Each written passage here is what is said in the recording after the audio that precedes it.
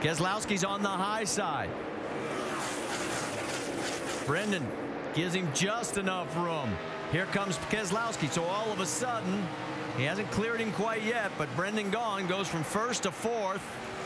And that tour-up car, Reed Sorensen's working really good on the bottom right now. Even with all the damage, you see Reed coming by and Wimmer right behind him, about out of fuel, low on fuel. They think they can make it maybe. So Joey Logano back in control of the race. 23 laps to go, and the rain not far off. Edwards now second, Keselowski third.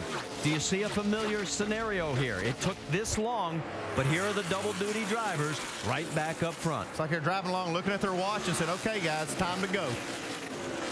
Like, I can't ride right now. We're not points racing right now. Now we're racing for the win, and we're out of time. Let's rock and roll, dudes. Get the lead out. Hammer down. And they have stretched everything out. You can see the top three. Now top four. The best battle is for fourth, because here comes Reed Sorensen taking a look at Brendan Gaughan. Brendan seems to have regrouped after the one bobble cost him the momentum. All of a sudden there's Scott Wimmer. Now remember, Wimmer is on tires that are ancient compared to everybody else. I'll tell you, Brendan's Ab Circle car is just really looking good tonight. But you know, while we're talking about that, I'm watching the lap speeds of Joey Logano and Carl Edwards, and actually that time by Carl Edwards was actually faster than Joey Logano. Brad Keselowski was actually faster than both of them. Well, and here you are. The two former winners of this race at Kentucky are running 1-2. 2 wins for Joey Logano for the last 2 years, and then it was Carl Edwards back in 2005. Let's check speeds at the line this time by. Keselowski second, Logano fastest. All the way through the top 19, 20 cars. These guys are spread out pretty good right now. I don't see anybody side by side, so now they just need to lay down some good, fast laps, hit their marks every lap. Battle for 8th. Remember when Justin Allgaier was in trying to fix his wounded Dodge? He has fought his way back into the top 10. Again, another guy taking advantage of all these late race cautions, and he just kept picking people off on each restart. And that right rear quarter panel on the 12 car is definitely damaged, hurting the way this car is handling.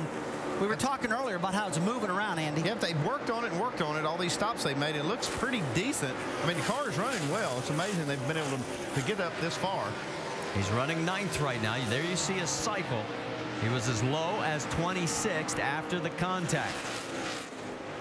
Trevor Bayne right in front of him.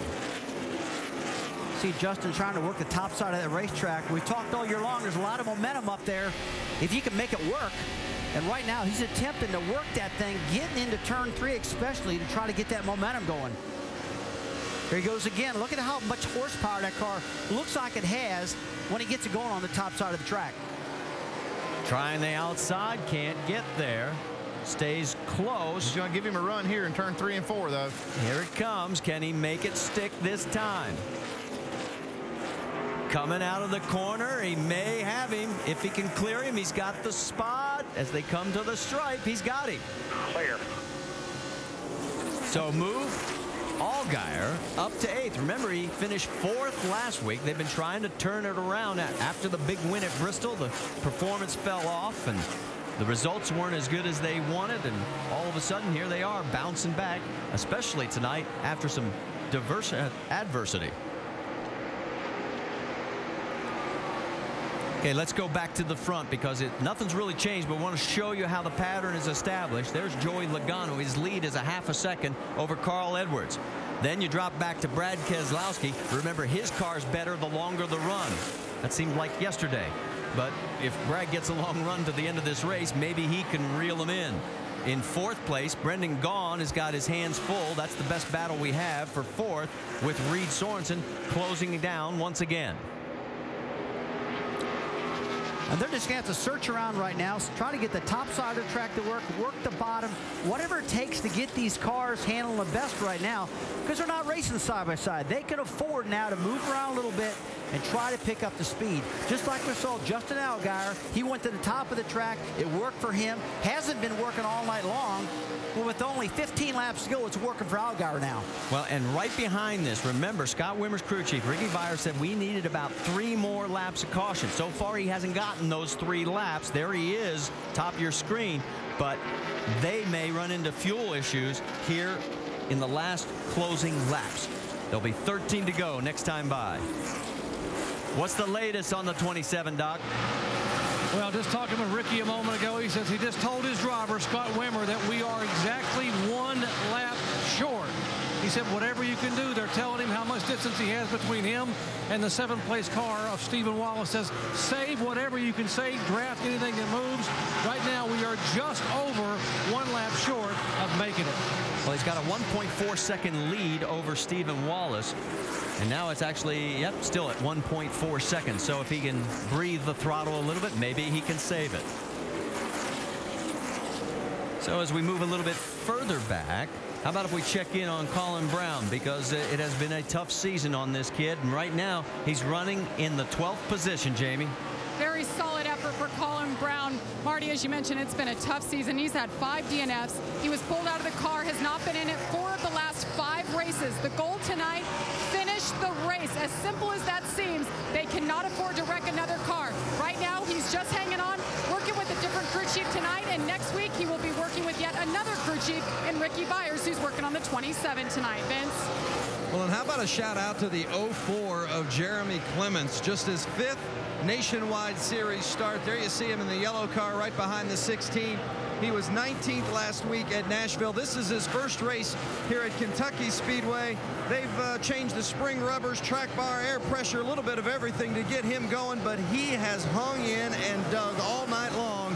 And Jeremy Clements started 15th, been running good all night long. Good showing from the young guy. And your eyes are not deceiving you. That is Boudreaux's butt paste on the car.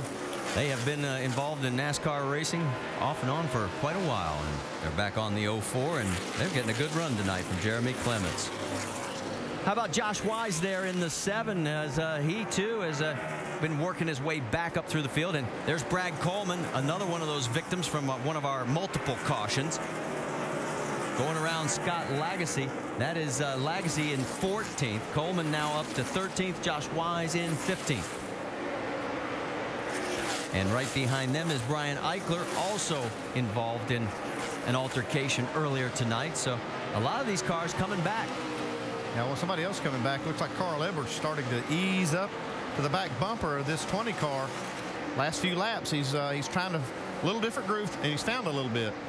Yeah, look, he runs off the corner better than Joey. Here he comes. Whoa. He's got to run now. He's got to commit to the top side of that racetrack and just stay working it, because that's where he's going to pass. That's where he's going to get that run to pass him, it looks like to me, guys. They both clear Eric McClure. That's Robert Richardson coming up next. And several lap vehicles.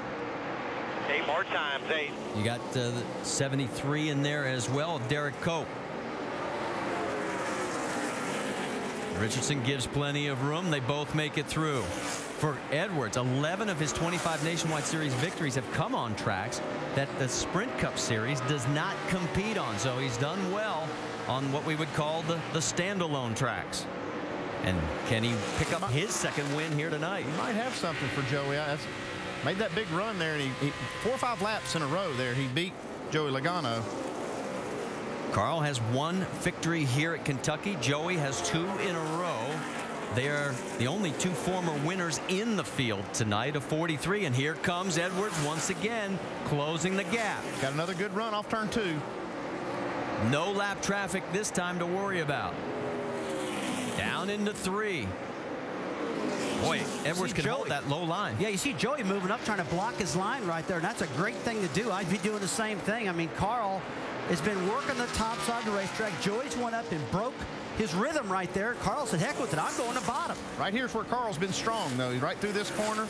He's moved up that half a lane, and he gets a good run off this corner. Looks like Joey's got too much of a lead to get him this time.